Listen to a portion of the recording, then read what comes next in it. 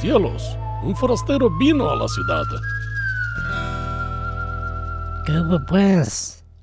Si es tan amable, me hace 3 ataúdes. Pues que no se dice ataúdes, se dice féretros. Pues féretro, como se diga. No, pues a ver qué se pensó este pinche hueputa del Ikea de los ataúdes.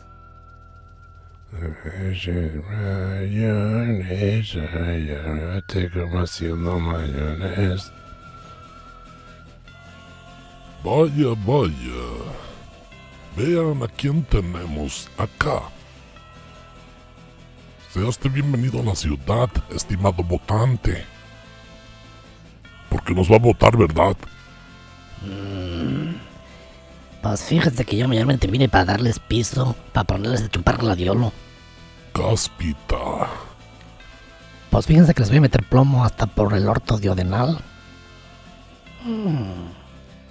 ¡Ey! Pero será con vaselina. Pues fíjense que no va a ser en sequito nomás. Los voy a poner yo a trabajar enseguidita. En un almacén o vendiendo chicharrones.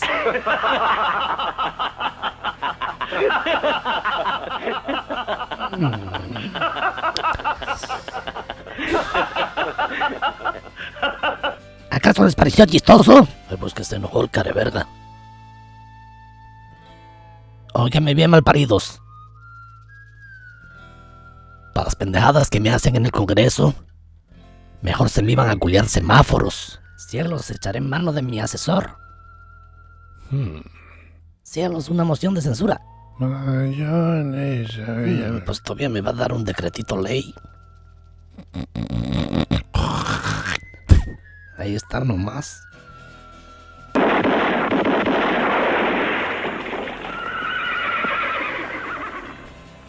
Ah, no, pues al final sí que prosperó la moción de censura.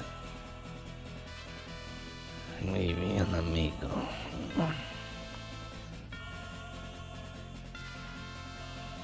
Desde el diálogo y la tolerancia, alégreme la mañanita, gonorrea. Nomás pues se me fue el culo para Francia. No, pues renuncio a presidente del Congreso. Aquí pues le dejo el nombramiento. No, pues eso está mejor, amigo.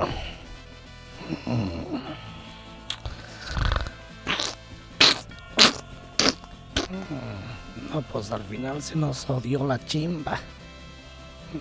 No, pues al final nomás que me faltó dejar el IVA en el 4%, marica.